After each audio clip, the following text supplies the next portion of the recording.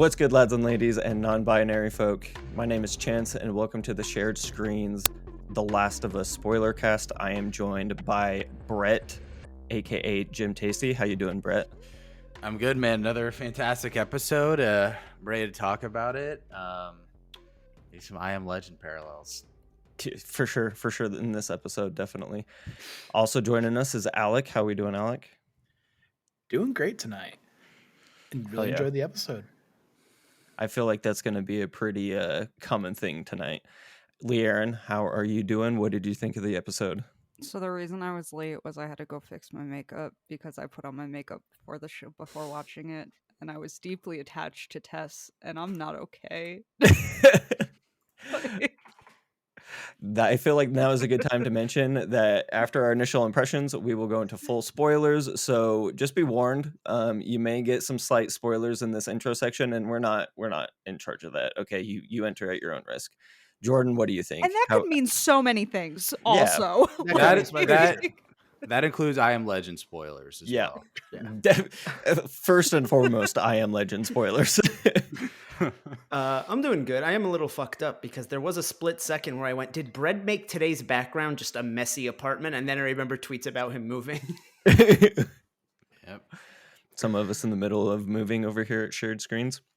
All right. So what any standout moments y'all kind of want to talk about before we get into spoiler territory, like anything that was kind of jumping out at you this episode?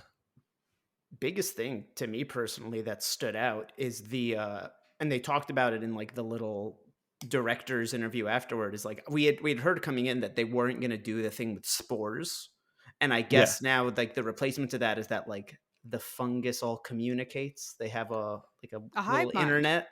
Yeah. And I do like their reasoning behind it, and I do think it adds an interesting, different element to the show versus the games, which is like, as somebody, I feel like everybody here has knowledge of the games. I feel like that's always welcome, is like same thing, a little bit different, but like the characters still are more or less the same. More true to life. Yeah, for sure. Talking about, because like they're saying spores, it's kind of hard to contain it inside of an area and not have it spread. Yeah. And like people would know that's not how it works. Like I feel like everybody has a pretty good understanding of how that shit works after recent events. This is so stupid. Ooh, sorry. No, go ahead. What's up, Leanne? This is stupid just because she came here. Cleo did not enjoy the clicker noise, and I'm not gonna lie, neither did I. But the clicker noise is like the best type of uncomfortable, because you're uncomfortable. You're also like, they did a good job at doing that. She was running around playing with something before they started. She heard it and full stopped and just looked at me like, what the fuck is that? Like her little animal brain was like, that does not sound good. That sounds dangerous. So it was actually the same voice actors who did it in the game came back to do it for the show. So those were fucking voice actors? Yeah, I've watched a whole clip about it. They like layered a bunch of different shit, and Neil got in there and got his hands all dirty on those audio files, and it came out beautifully. Let me tell you what. I thought it was a sound effect, like the way they said Predator is the same thing. It's people making clicking noises in their mouth, and they just layer it a bunch and add it and like play with the tones to make it pitchy. It doesn't surprise me, but then I found out that all the roars in The Lion King was just a motherfucker in a garbage can. So I was like, oh, maybe they got some dude just going ham on a door hinge for these clicker noises. Luckily, no, that's not how it went. With a lion, the things you have to do to a lion to force it to roar are too dangerous for a Foley artist to do. Yes. I don't want to put anybody in charge of that. That sounds not good for either party. Oh, you work for Disney. What do? I whip the lions and hold the microphone. Oh my God. Because like when they brought in real lions for their animators to look at, they were like, yeah, they had to be like drugged so that none of us accidentally made them mad. Accidentally got ate. I feel like it would have been so much easier just to take the animators to the zoo, but I don't want to focus on that. We got to keep on topic. Let's go. Welcome to Shared Screens. Like I said, if you like this conversation, we have many a Shared Screen podcast for you to go check out. Alec, what is the most recent one? This is going up tomorrow, so it'll be the one from Saturday. Yeah, so that one was, we talked about our retail horror stories, and the social clip, Austin talks about a veteran who wanted some powdered Gatorade, but kind of threw a temper tantrum. Oh, you always love it when veterans throw temper tantrums. Let me tell you what, they throw the best temper tantrums. turn into Karens real quick. I can say that. I'm a vet. Shut up. So if this podcast, if you want to check out some more show content, we have a Game of Thrones spoiler cast up, and we also covered episode 1 of The Last of Us. If you like what you hear, please like, subscribe, share, all that stuff. It helps us out in the algorithm. Now we are going to get into the plot now. Full spoiler warning, everything that happens in this episode. Anybody have anything to say, or are we off to the races? Just to make it clear, we're full spoilers for the episode, but future spoilers, we're not in that territory yet for people listening, right? Yeah, okay. Only talking about the episode right now. We're going to talk about future spoilers and kind of like what we have. Thank you for reminding me about that. You're welcome. Jordan. At the end of the episode, we're going to go into future spoilers. Full game spoilers are on the table. As of right now, we are only talking about what has happened in the show so far and that far in the game. So we're going to kind of get into some little hairy territory where today with how they kind of switch some stuff up from the game, but I think we'll be able to manage that just fine. Besides that, like I said, full spoiler, you don't have to worry about us spoiling the end of the show until we get to the end of this show. And we will tell you when that's happening. So no worries until then. Thank you again, Jordan.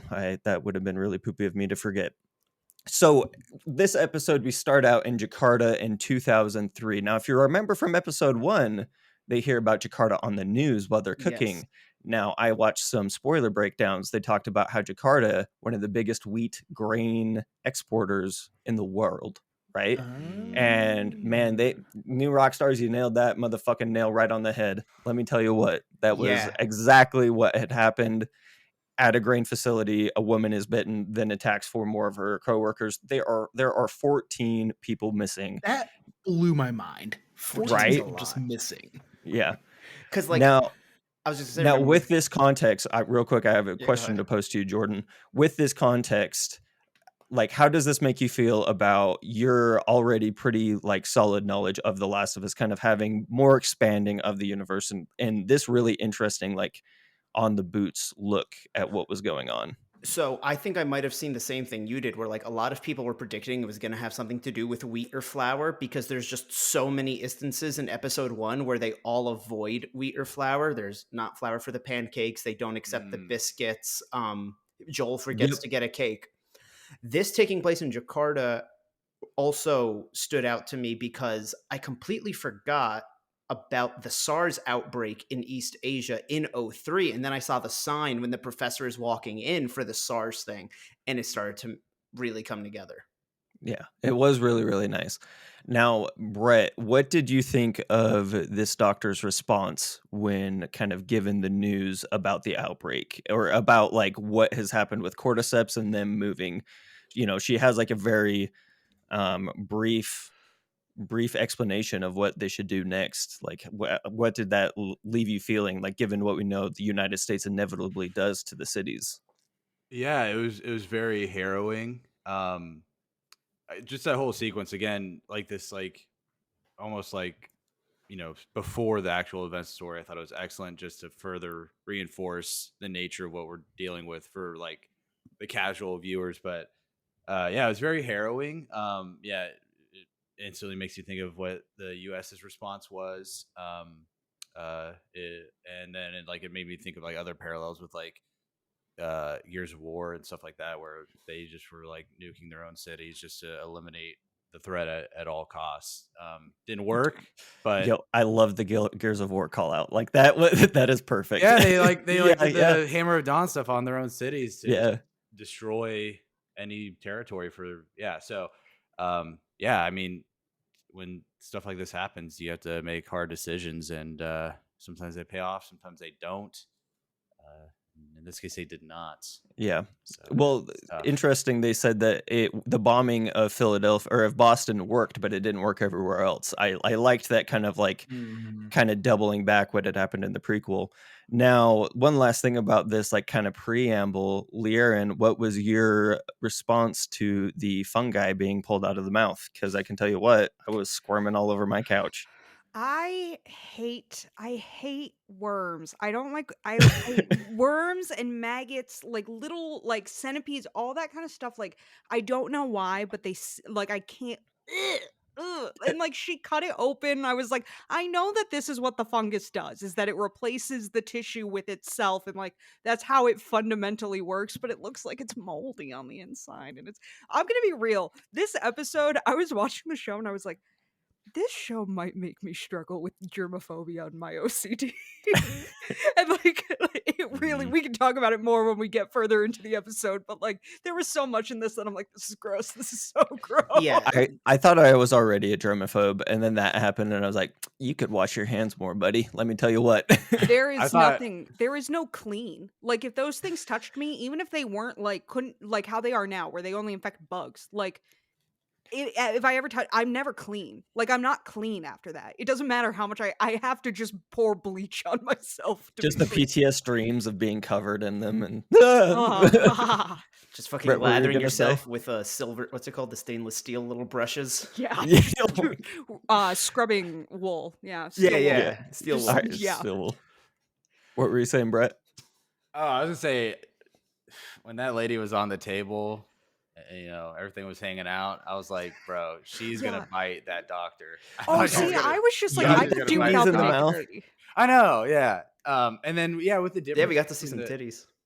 You're like, the difference between the spores and the like the tendrils. I feel like the tendrils would be more insidious in terms of like contact, like on your skin.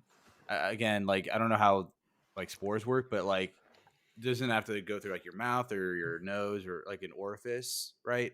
So with tendrils, like yeah. So I don't know that like when Joel's like lotioning up with the stuff outside the museum, I'm like, I don't know, man. This is like kind of like I don't know if I would do that. I don't know. Yeah, I don't know if I'd be rubbing that all over the place. Yeah. Well, that's what they say in the show, that it has to be like bitten. You have to be bitten for it to actually like take root and spread. Okay, So- so I didn't catch that line. I felt like, when did they say that? Because I was waiting for them to explain it, but I was eating at the I beginning of the Don't episode. recall Was exactly when, but Was it when they were they got off the thing that was covered and then they looked at all the infected, and Tess was explaining to Elle, she's like, Okay. she's like, you might be immune from being bitten, but you're not immune from being ripped apart, because like the infected can do two Yes. things. They can infect you or they can just fucking kill you. Yeah. Okay. Okay. and that's a line straight from the game though, because I actually I can't remember if it was on camera or on the podcast or afterwards, but I went back and continued my save and kind of played through this part. Nice. And there's like that part was in this part of the game where this takes place, so it was really cool seeing some lines that were ripped straight from the game. Yeah. I think And also- they do that really well. The line straight from the game and like inserting them. What's up, Leanne? The way they did the tendrils, and I hate to go back to this because I really hate it, and all those bodies writhing on each other was fucking nasty. Jesus Christ, I hate it. They did that in World War Z too, and it's like, ugh. But to answer Brett's question, all fungi have a little fruit body. In like traditional fungi, it's like their little top. That's their little fruit body, and it holds little like it's exactly what the tendrils that come out of that guy's mouth look like. They're just these little like fibrous root things, and those are what's infective. Because in theory, you can like breathe them in, and they'll like plant in your like lungs. And I don't know, I don't fully understand how ants get it, but because it affects bugs, like how it affects like invertebrate is different. Because like they don't have all the same like shit we got. But Well, I I think- think they can get it from like eating it and like cleaning themselves. Well, and I think that's part of like the actual lore that was in the games, is it's from spores and stuff, because I know the ants will like straight up like take a dead one outside of the colony so they don't all get infected when it like blows up with spores and stuff. It also think has one of the something to do main with them things- eating themselves. Yeah. It's like one of those things where it's like just generally species shouldn't eat themselves. Yeah, definitely. Don't Generally speaking, cannibalism. cannibalism bad. Yeah. Yeah. Alrighty, so we then flash forward after the myologist is like, I want to go home and see my family. The end is here. We wake up with Ellie in the ruins. It is now morning. The storm has subsided, and Joel and Tess are guns trained, ready to go, and they ask immediately to see her bite. And then they start to bicker about what they should do with this little brat. Should they shoot her right there? Should they take her back to the QZ? And I really liked how they had kind of had some in the show versus in the game. They had some time to kind of like sit with the situation and like actually kind of game plan. And they still just like were kind of talking themselves in circles until she had woken up, and they kind of decide that, all right, we're going to take her. We need the supplies more than we really care about what's going on here, is kind of what I got from the situation. Tess then, or no, there was the really fun scene, which I personally enjoyed, where they're eating their jerky and this little brat has got a fucking chicken sandy and it's looking so good. And Joel just is bearing daggers at her. I freaking loved it. Dude, that jerky looked like Goes- bark. It looked like they were eating wood bark. Yeah. His shaky little broken hand. I was like, this poor man's hand is shattered and he like can't move. This grandpa can't eat, and meanwhile this little shit's sitting down just like feet up like It's not important, so I'll forget later on. But also after they go up the 10 flights of stairs and Tess is like, whoo, and Ellie's like, it's not that bad. She's like, climb 10 flights of stairs with our knees. I was like, me. Honestly, me too. I'd be like, ooh, I need a second before we continue. Literally had that same thing. It's like, yep, I feel that. Yeah. The knees are cracking on like I feel like flight just going up like 6. 3 flights of stairs at my apartment.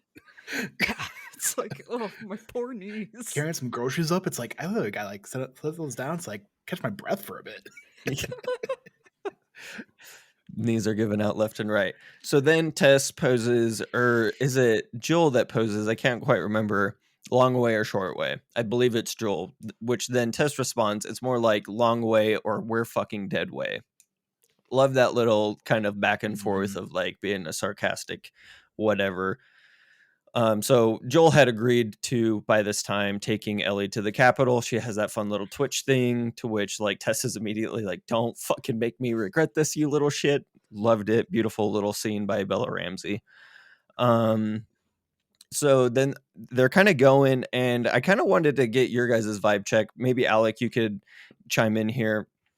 Like, I was kind of having a hard time reading why she would be lying about the mall at this point, just because she had already gone through a lot of them. Like, do you like, did that kind of like strike you as weird about like her not really explaining what had happened at the mall, or kind of like lying to Tess in that moment? Like, I just felt like she'd be a little bit more forthcoming, considering they didn't just like axe her on the spot for being infected.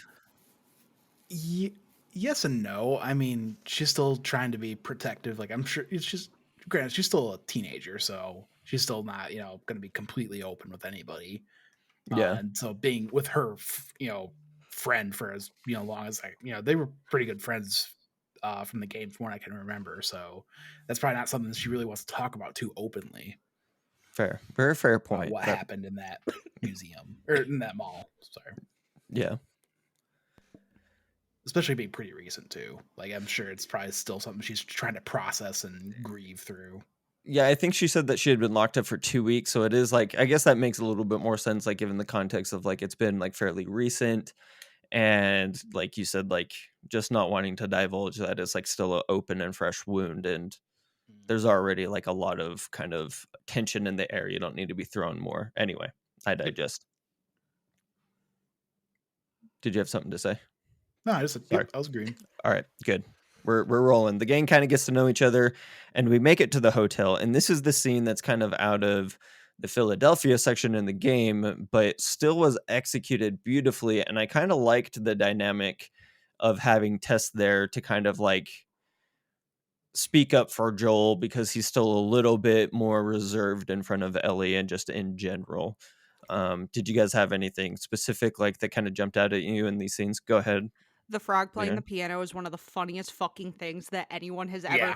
I don't know if that was one of the writers or Neil Druckmann directed this episode, if that was his call or like whoever came up with that fantastic moment to break the tension. It is so tense leading up to it. You're going into something that like everybody is afraid of, which is water that you can't like see in.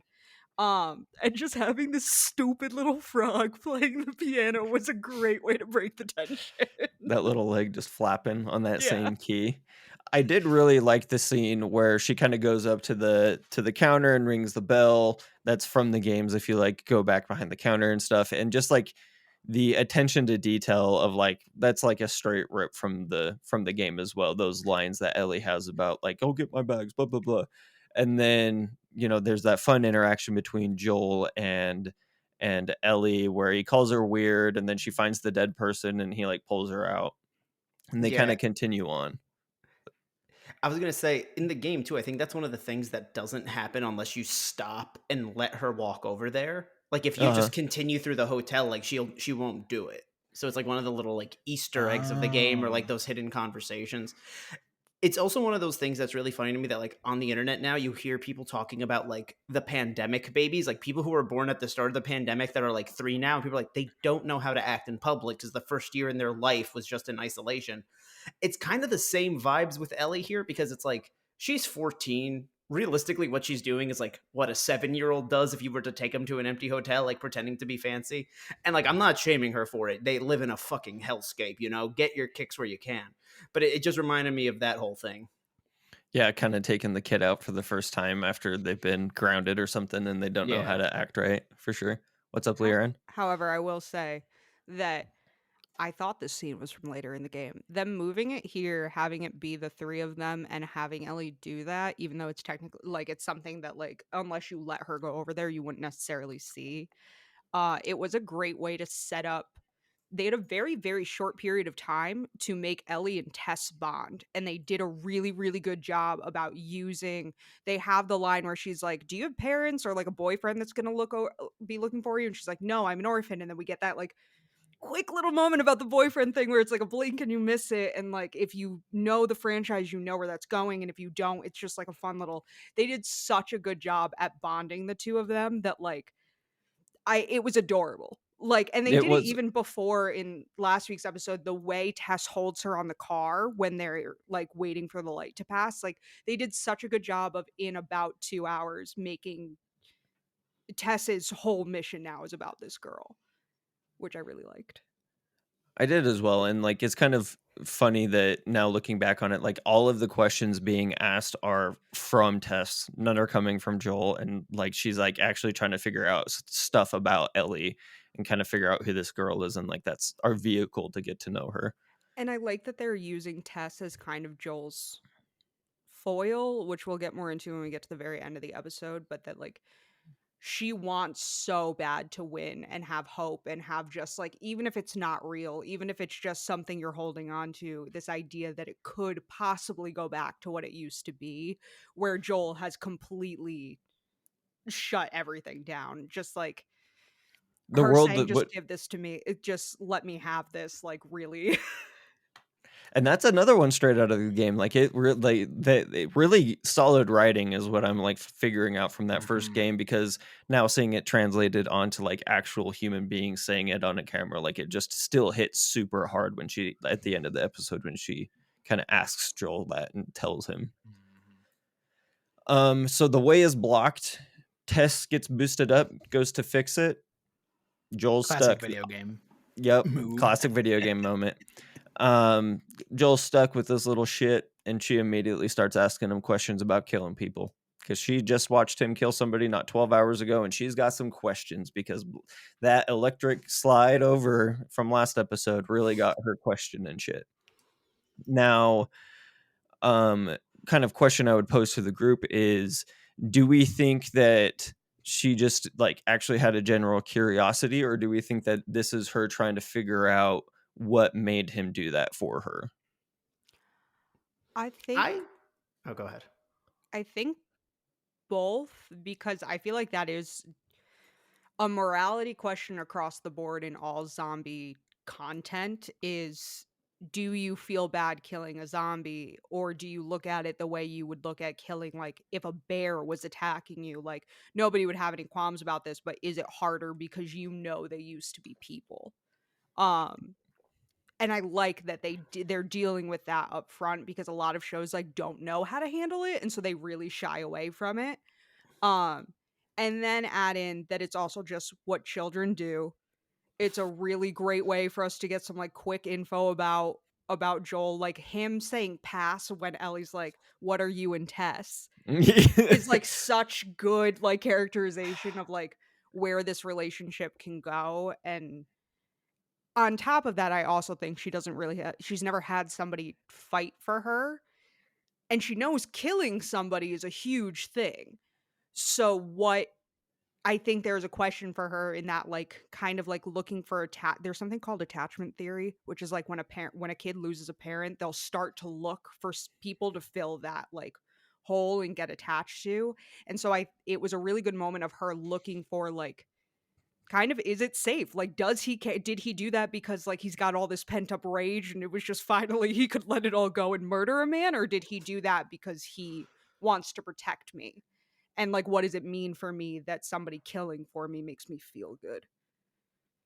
Okay, that's a really good, like I just was really kind of had a lot of questions, and I feel like that really answered a lot of them just because I didn't know where she was coming from, like in that moment, asking those questions, just because I don't know, I've never been in that situation, so like, what the fuck am I gonna know? Jordan, what Yeah. were you gonna say? I was gonna say I took it as like just a general curiosity based on the fact that she started with asking about the zombies before she moved on to the guard.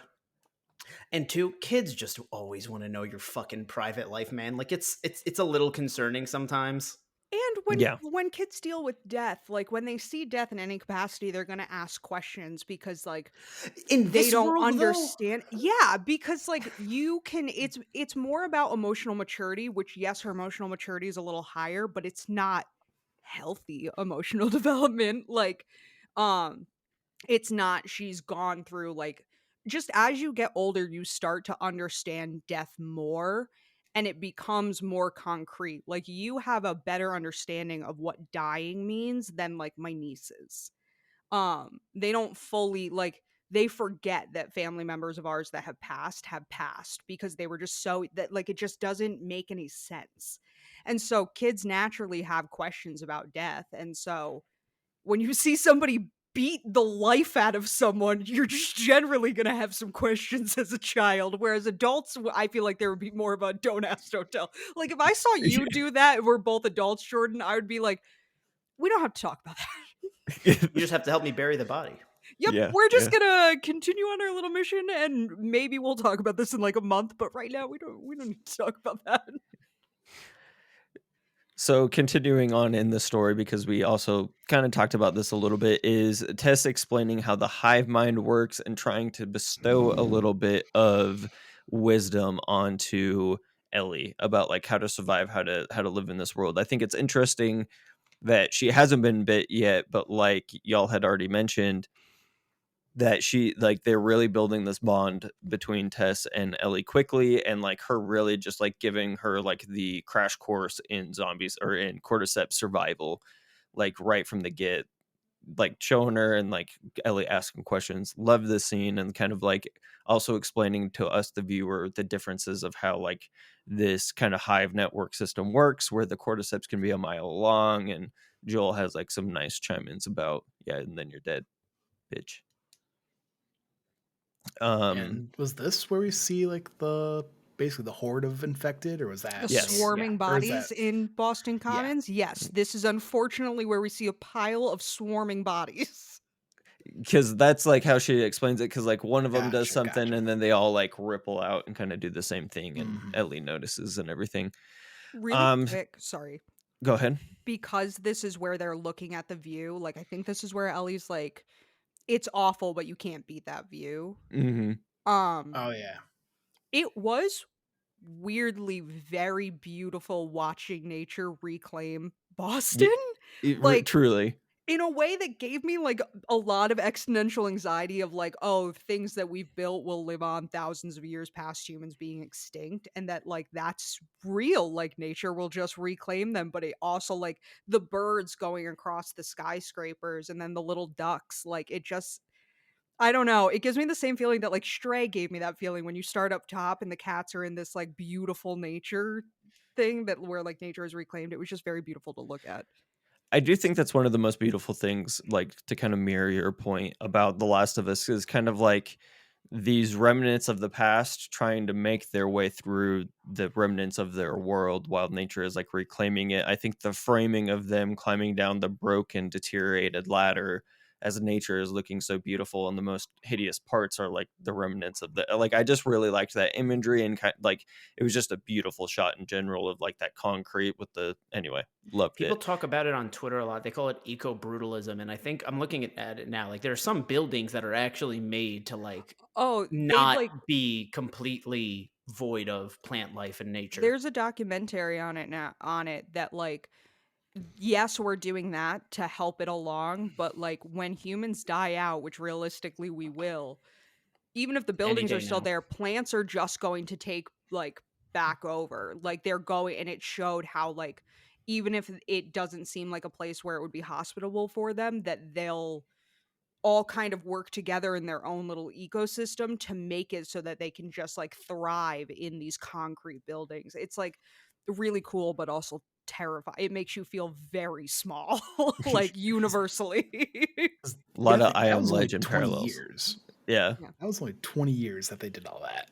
Oh, I it's did crazy. like how This it looked like documentary, like I do like how the cordyceps looked like they were coming out, like they were growing on the building and stuff. I don't know if that was Yeah. just the way that they had like made it look Mhm. in the models and everything, but like it did look like those skyscrapers that had kind of fallen together from the game. Like it was very, very beautiful. Kind of continuing on. They go back to the museum. Joel does his little lotion dance. I can't remember who said that, but that was a really good way to put it. I think it was Brett.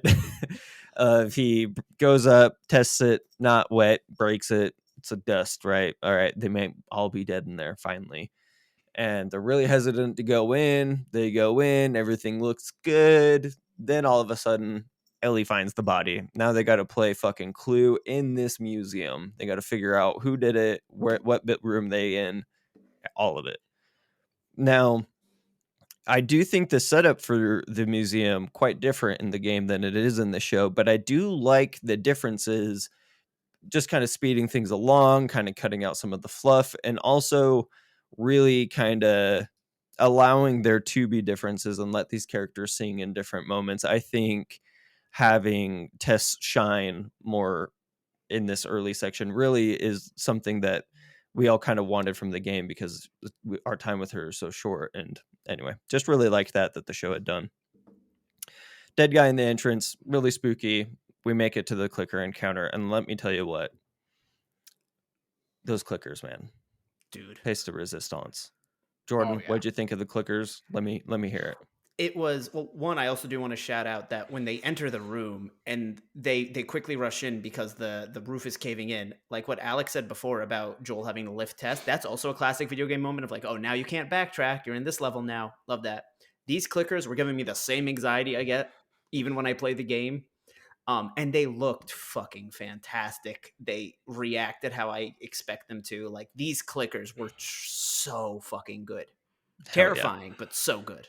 Now, in an interview, they did talk about how they were going to try to like meld in some of the kind of gameplay into the cinematics. Alec, what did you think of the scenes when they're shooting and it's kind of doing the video game thing over the shoulder of, you can see the gun swaying and they pull at the wrong time and it hits them in the shoulder and they're still charging at them? Were you digging it? Like, what was your kind of vibe through those more action-packed scenes? Oh, having done, like I said, just played through a similar like section where there are clickers, I forgot how much damage they can take before they go down. Oh, Like, God, they're the worst.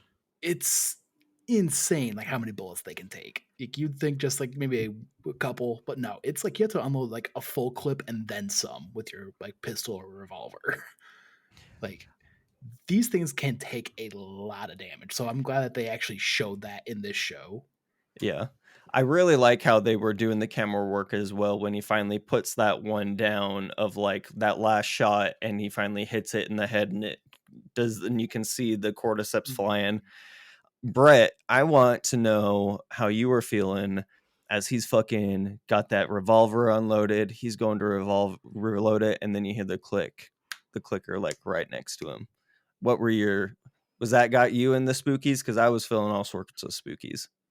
Oh yeah, it definitely did. Yeah, it made me think about my playthrough of the remake in September, playing on Grounded, and like, yeah, you have like 4 bullets. There's 4 clickers. You got to get 4 headshots, and them like missing all their shots. I'm like, oh my gosh, like aiming and the reticule's like swaying, and I'm like, dude, yeah. So I thought they nailed that aspect of the show in terms of trying to integrate like the gameplay like elements into it.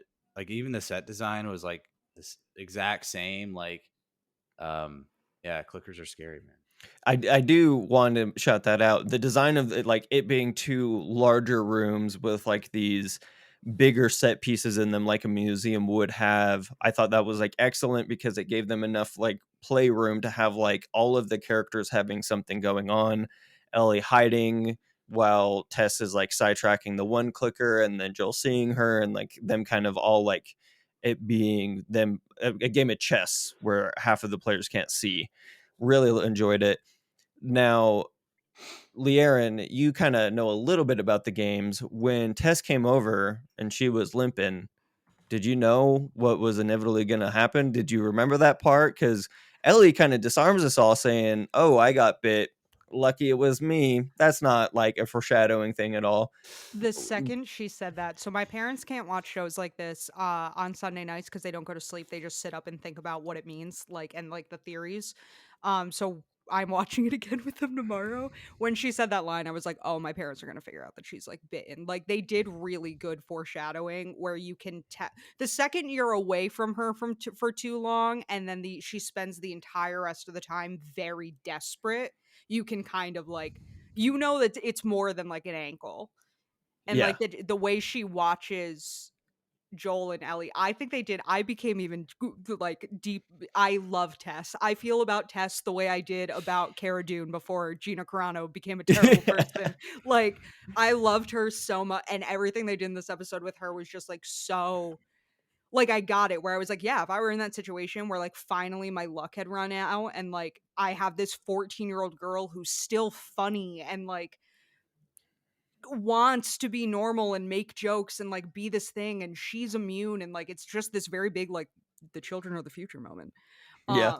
where you can tell that like it's that moment of I'm gonna a kind of like offshoot of I'm gonna go down swinging is like I'm gonna go down knowing that I did this and that she is going to continue on even if they don't get a vaccine. Like it just kind of reminds me of that line from Andor where Stellan Skarsgård is like, "I suffer for a sunrise I'll never see." Is like she like I don't know. It just like stirred up a Th- lot of those emotions for me. that's a very good kind of comparison between the two situations, because I do kind of think that's like she sees this future already by giving them to the Fireflies, but doesn't really want to admit it to Joel because Joel is so jaded and is going to laugh at her for saying that. But now in her final moments, it's just kind of everything's out on the table. And if she can do one good thing to help the sunrise a little bit better tomorrow, she's going to take that opportunity and do it.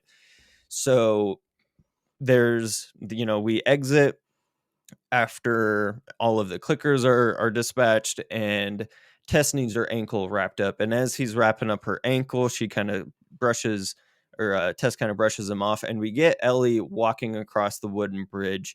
A lot more of this kind of eco brutalism that Jordan had mentioned in that shot. Loved it. Another one straight out of the games that like could just be a picture all by itself, and I'd hang it on my damn wall.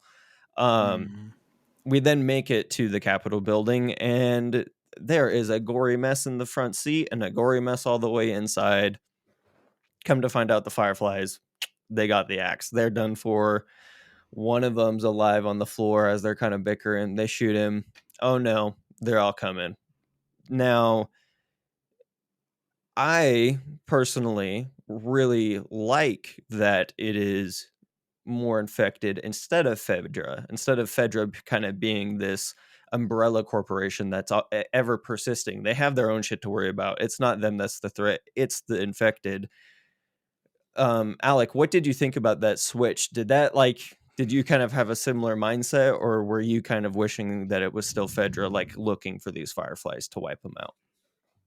I actually really enjoyed this change. Like I said, this just played this through this segment, so this is real fresh in my mind. And seeing that they weren't being constantly chased like you were in the game, I could tell that this was a really big change up to the story. So I thought it was a great change of pace and a great way to have Tess go out, I guess, or to kind of retell that story.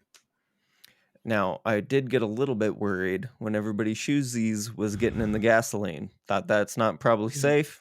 Don't like it. I had that same thought. So, of course, Joel, Ellie start to take off. Ellie wants to stay with Tess. Not going to happen. She doesn't understand what's about to happen. And, Tess tries to light this thing, can't get it lit. Obviously, never been a smoker a day in her life because she doesn't know how to light a fucking lighter.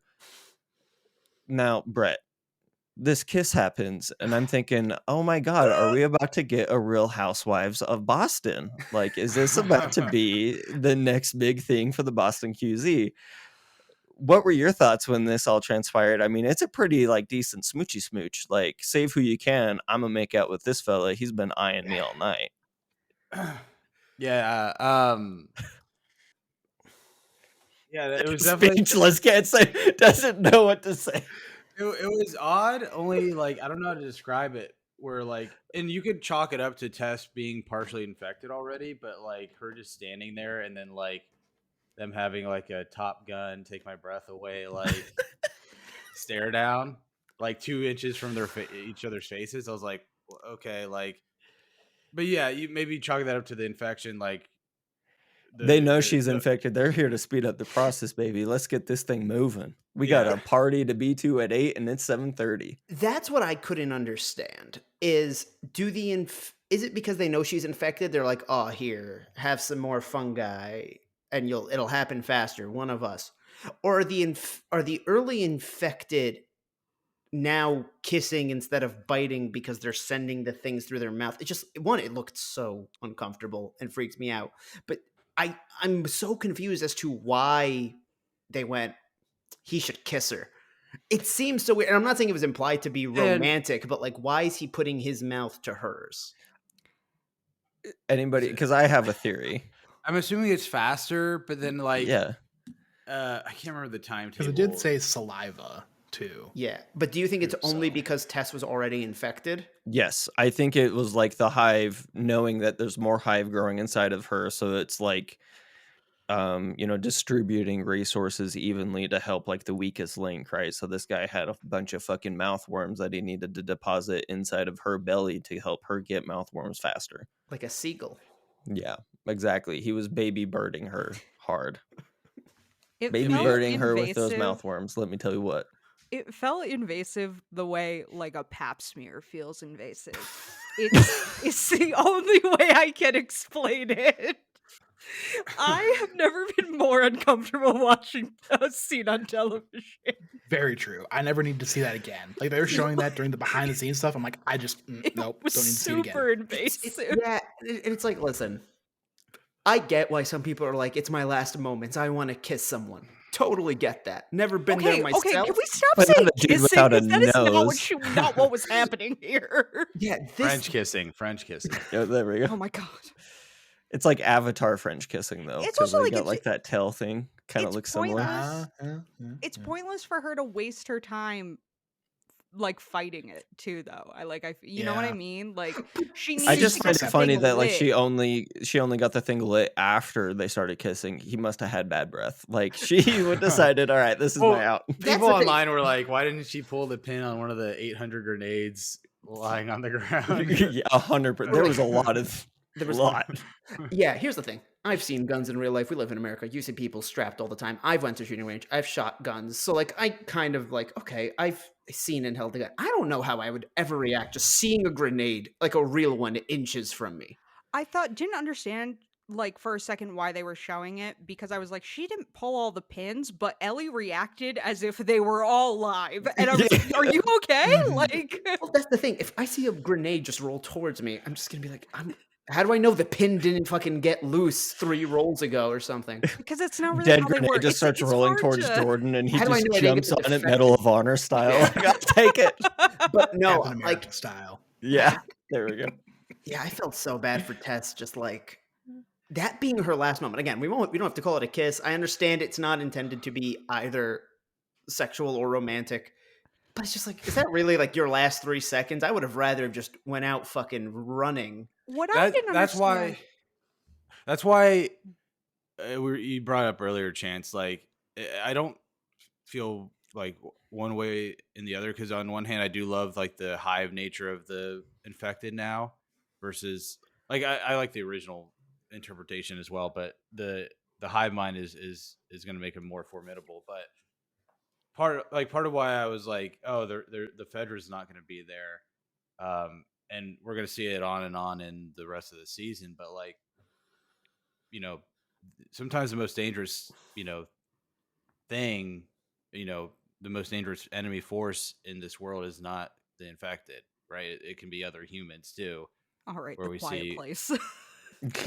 where we see like what's going to happen in like Pittsburgh and stuff like that, right? So that's why with the Fedra originally chasing after them, I liked, because it's like, oh yeah, of course, like even in an apocalypse, it's like police say it's just going to go out of their way to like catch 2 or 3 people when it doesn't really matter. Like 100%. so that's why, yeah, and like I did like the shootout for Tess and for Joel and Ellie to get out versus just running away. But again, just to speed it up, I get it. Yeah. I So was then, mostly- oop. go ahead, Liren. I was Sorry. mostly confused as to why Zippos make a big ol' spark. After it didn't light the first 2 times, why didn't you just bend over? Like, Just that spark crouch. would have been enough. That was a lot of gasoline. A spark would have been enough to set off the gasoline. She's not a smoker. She's never hit that sweet gun, Apparently, that like- devil's lettuce or nothing, so she doesn't know how the Zippo works. Like, Let me tell you that Zippo this fire will, stick. Also, that spark will. will set it off. Because at first I thought she was taking forever because she was like trying to give Joel and Ellie more time to leave. Because I'm like, if a lighter's not lighting this much, it's because you're moving too much. You need to stand still for a second. Fucking Edward shaky hands over there like it's a And, like, I shake get weight it. trying to light it. A mushroom is taking over your body right now. However, just stop moving for a second. I mean, that was one of the tests that they had Ellie do, is the hold the hand out, not however shaky it was. So That's very fair. That's very fair. I've been giving her a Also- lot of shit. Maybe I shouldn't. I don't know if this is something that only works in video games, so I might be outing myself as a fucking moron right now. Could she have just shot the gasoline? Like, would that have ignited it? No. Not No. not The really. gas- not how Gasoline, that she would works. either have to be like, if you shoot, It like, has if to you be had a gun the and- fumes are what lights on gas. Yeah, so it's like the gas has to have been out for a while so that the spark from the gun, yeah. muzzle sets off the fumes and then it gets the rest of the gasoline. Or like if this is the gasoline barrel, you'd have to be right here with the gun so that the flash is hitting the gasoline as the bullet is leaving the cartridge. Like it's not like in movies when they shoot oil tankers, that realistically will not cause the entire thing to blow up. just like 21 Jump Street. Yeah. Exactly, like It 21 doesn't Jump blow Street. up. That doesn't. Then the chickens blew up. Spoilers Yeah. for 21 Jump Street. If you haven't seen it, go see it. It's a really funny movie. So good. So then boy and girl get away, right? Joel and Ellie make it out, building blows up. They're off to see Bill and Frank. Now, this is the part of the show where we are going to stop with the game and the current spoilers of our knowledge of The Last of Us. If you have been riding with us up to this point, please, like I said again, think about liking, subscribing, and sharing. Go checking out some of our SSP content, some of our Last of Us content, some of our House of the Dragon content, or hell, Mando's coming out. We got a show called This Is the Waypoint that covers all of the Star Wars news and shows. Go check that out. It's really good, hosted by our guy Chris. If you're staying with us, come on in. Water's warm. This is the Treehouse of Trust. If you're leaving, toodaloo. But now talking about the future, we're going to see Nick Offerman next episode, right? From the Next On episode. So excited for this next episode. I'm not going to be in town, so I won't be on the Spoilercast. It'll be helmed by somebody else next week. But I will be watching, rest assured. And I cannot wait to see the changes that they've made, because I feel like they will have gone all out with somebody like Nick Offerman, because he is going to do Bill correctly, or just give him so much more life to him. What are your guys' thoughts about this next episode? Go ahead, Leanne. Is Bill the cannibal? No. Okay, I have more time No. before the cannibal. You Yes. have quite a while. I That'll have be like one episode request. 7 or 8. What's up? You guys warn me. When you know the cannibal is coming the week before, just say, hey, the cannibal's Aw, coming. That's not fun. The No, episode I need it. I'm really freaked out by cannibals. The Terminus storyline on The Walking Dead really fucked me up. I don't know why. I just did not handle it well. So I just The- need a warning. I can tell you right Hey. now, the episode before the cannibals, Joel will get like really badly injured, and Ellie will need to take care of him. That's going to be the precursor. Or 2 episodes before, because that also could be where they put in. But that's like when it's around when it's going to Just- happen. yeah. Like she Wait- doesn't wait, need to worry about it Whenever until you that hear happens. David, Yes, that's his name, David. Thank you. Mhm. Yep. And I there's was a, very scared. I'm Yeah, not I'm not even doing a bit. I was really nervous that that's what it meant. so They all have what? such generic white boy names. Sorry. No, they all do. All of them. Oh, yeah. Frank, Joel, David- Tommy. Like, Yeah. come on. White boy name central over here. What are your guys' thoughts about these next couple episodes? Are you excited to see Bill? Or are you more excited for us to get into Pittsburgh and to see the two brothers? I forget their names off the top of my head, but it is like one of the best parts of the game. Alec, do you remember them off the top of your head? That's Sam and Henry, right? Yes. Yeah. Sam and Henry. Salmon, that's what, there we Just go. More generic white boy names. They're not. They're black. not They're white. not even white. But- What are your guys' vibes about these next couple episodes? Yeah, so- What are you excited about? So I think this next episode, I think it's been pretty heavily rumored that episode 3 of this show is a banger. Okay. So I think like what people have been saying, it's gonna be pretty much just all Bill and Frank's like episode, like kind of in that town. Hell yeah. And if it's anything to go off of the game, they're going to be going to the school, so we're going to be seeing a different kind of infected at the end of next week's episode. Hell yeah. Very excited about that. But yeah, Bill's Town is going to be really cool because I actually kind of stopped playing when they get to like the bunker underneath the church. Nice. Where they, Okay. like, stock up and get the weapons and get the you get the shotgun for the first time. Nice. Very good part of the game. Yeah. And you get that fun segment where he's hanging upside down. So I'm kind of hoping, going to see what kind of homage they have to that. Hell yeah. Yeah. Go ahead, Jordan. So with Bill and Frank, I almost want to say Bill and Ted, even though I've never even seen those movies. They keep showing so much of Frank and their interactions that like I'm not sure if they're going to change it or if they're giving us flashbacks. Because in the one part where Nick Offerman's wearing his like little nice plaid shirt, like nicer than anyone should be wearing in the apocalypse. And in the distance, you can see what you're assuming is Frank. And then you just see like another figure, but it's not short enough to be Ellie. So I think it might be a flashback when like Joel and Tess met them before, because like we're going full future spoilers right now. In the game, you never see Frank. You actually find him. And through clues, you figured out that him and Bill were together. And when Bill finally stumbles upon the body, he goes, oh no, that's Frank. He was my partner. Yeah, which So- I thought was always kind of weird because I always had the idea that Joel had met Frank before, but maybe he just didn't recognize him. Maybe he didn't recognize him. Yeah. So, Brett, you did see the next week on at the end of this episode, correct? I did not actually. No. Oh, watched- Okay. I watched the like behind the scenes part. Never mind. I'll ask somebody else then. Leanne, did you watch the next week on? No, because it won't mean anything to me. Okay. I watched Well- it last week and it meant nothing to me, so I was like, I'm just. I not usually gonna- watch them, but I didn't. I'm So, sorry. Alec and Jordan, then you guys Mhm. watched it, right? Yeah. Yes. Okay, so from that look, it seems like we actually get to see how they met, like a lot more of their backstory. At Oh, least that's what I was gleaning from it. I'm really personally excited to see that kind of like we do see Bill more buttoned up. I think that person with Joel is Tess, and it's like one of their previous runs, and you kind of see him with Frank and how he's really well composed. And maybe when we run into him at next episode in current time, he's a lot more like he is in the games, where he's disheveled because his Secluded. partner had left him, right? And now he doesn't have anybody like to kind of keep him caring about the world. And the Just tragic thing, paranoid. the tragic thing in the game is that he's so bitter about Frank getting up and leaving because he thinks Frank did it like out of anger, and that he's just out there and he left him, and he doesn't have sadness about Frank until he finds out that Frank didn't even make it. Yeah. Liren? I would like to bring up with Bill and Frank, and I don't know if this is in the game, so if it is, just tell me to be quiet.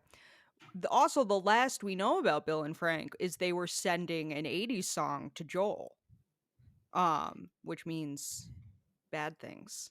Yeah. I don't know what 80s song, but it used a lot of synthesizer, so it had to be a song from the 80s. It was a really good 80s song, if I remember correctly. I can't remember the name off the top of my head, but yes. So that's another thing is on the next week on section, it has Nick Offerman saying, call Joel. And so that kind of seemed like it was from current time. Did somebody get hurt? Was it him?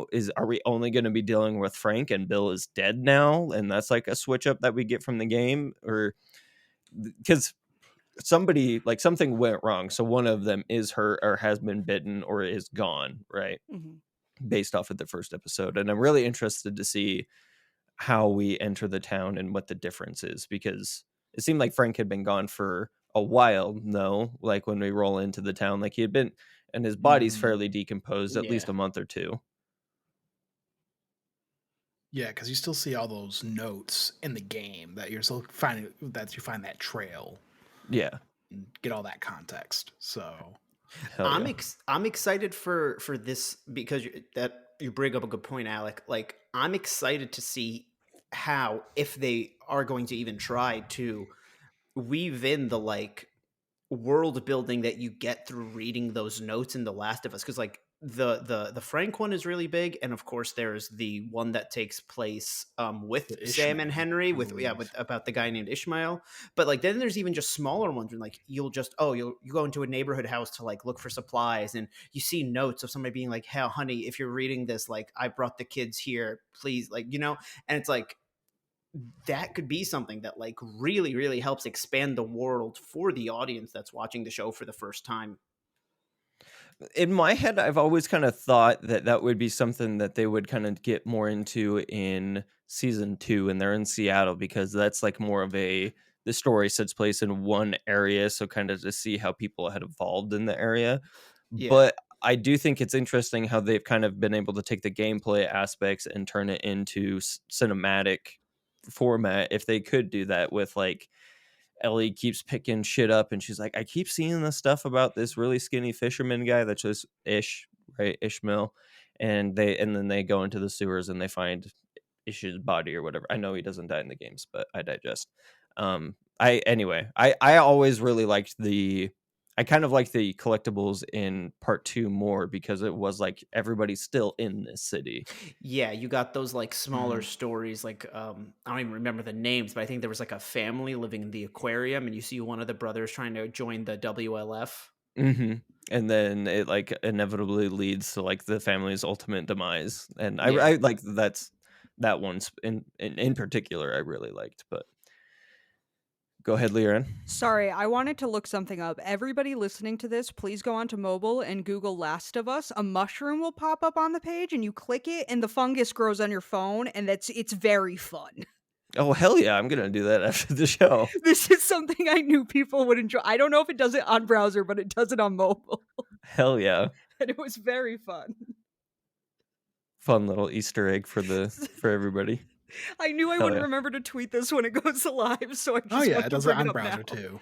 Yeah, it's so fun. Hell yeah. So I'm gonna shoot my fucking phone now. All right. Did we have any final thoughts before we wrapped up this episode? Any kind of future predictions or thoughts on the episode? I think we're gonna get another flashback because we've gotten 2 in a row. Mm-hmm. I think it's gonna be with Bill and Frank. And it's going to be, I don't know if they were, I can't remember if they were together before the outbreak or not, but I think it'll be like whatever happens before they split up. and then I think Bill's gonna call for help at the beginning of it. I think it's gonna be more a tighter timeline with that flashback for as opposed to 20 years ago. That's actually a really solid point. That's actually like Yeah. that definitely is plausible for this intro for next Mhm. week. And, Alec, go ahead. I think they're not like because in the game, they just have like a they just have a fight, and then Frank leaves. He gets infected. Bill doesn't know. I think based on what we've gotten so far in the show, and because it's a show, and you have to like we were talking about the notes and stuff. It's not gonna like Joel's gonna hold it up and be like like. So I think they're still gonna be together, and Frank is infected because of something dumb he does or something dumb Bill did or wanted Frank to do, and to just really emotionally tie those characters to the main plot because you can't convey all that stuff through like the notes like in the game. So. In the next up on that scene that Jordan was talking about, with Joel and Bill and Frank and Tess are in the background, he is talking about raiders eventually coming, and then it shows a couple quick snippets of booby traps going off. Maybe that's what had happened, is he kind of warned him that now that he is into trade, that raiders might come for his town because there's a lot of supplies there. So actually really interesting idea there. Alec, what were your thoughts? Any future predictions or final words? Well, something to think about now that they've changed from the spores to the more tendrils and the hive mind. Something I just like while Brett was talking, I kind of thought of was all those booby traps would, make a lot of sound and a lot of vibrations through the ground. So that could be how they get that horde, to the town and get more of them in that ways. Kind of de-safety the entire town, so it makes sense why there's infected everywhere. Exactly. Yep. But yeah, no, the show is continuing to be as great as the game is, and I can't wait to see what next week has to bring. I'm trying to get my family into it too, so that way we can talk about it more. And you'll be the guy with all of the knowledge, knows everything about this series. Yeah. In the comments below, would you watch this or Halo? Let us know. And if it's Halo, like, how you doing? You okay? Everything going all right? Here's the thing, that not even talking about the quality of the shows as adaptation to their games. Who the fuck has Paramount Plus? Me. Dude, I did. That's how I watched the football game today. That's the only way you can watch CBS football games if you don't have cable. It's also the only way I can watch art.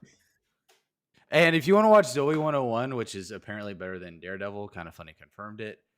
It's all on Paramount Plus. So yeah, damn, dang, dude, that's some shots fired, I'm sure. Liaren, any final thoughts on the episode, future predictions, or just vibe check in general?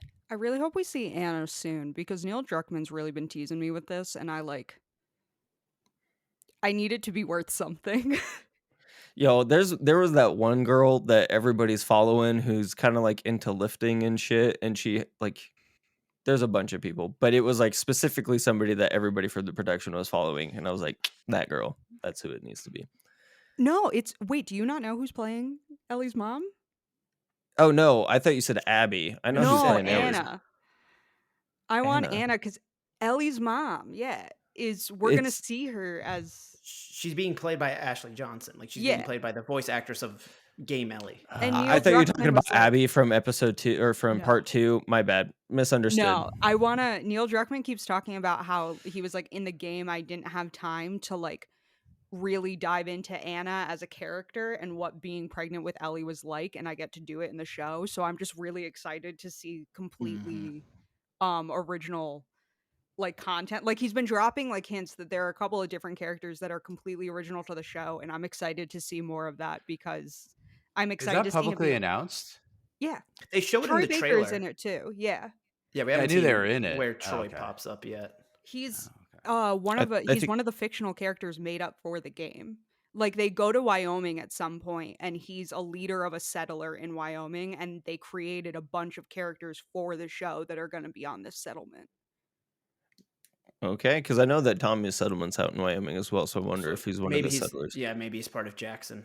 Yeah, because I thought he was going to be a part of David's crew initially. But Jordan, you got any final thoughts? Any future predictions or anything you want to leave us with? Dude, I'm just so ready to see Nick Offerman fuck shit up. I feel like it's about to be like Ron Swanson's wet dream next week. 100%. He's been waiting. He's We been found waiting the for this episode apocalypse a title for long next time. week. Yeah. Ron Swanson's wet dream. That is going to make it right past the YouTube censors. Let me tell you what. I mean, it might. We can try it. No harm in trying. Yeah. And on that note, Ron Swanson, I hope you have a nice evening. And for the rest of everybody watching at home, I also hope you have a nice evening. Comment below if you'd rather watch Halo or The Last of Us and let us know why. Thank you, Brett, for that excellent poll. And until next time, have a good one. We'll see you next week.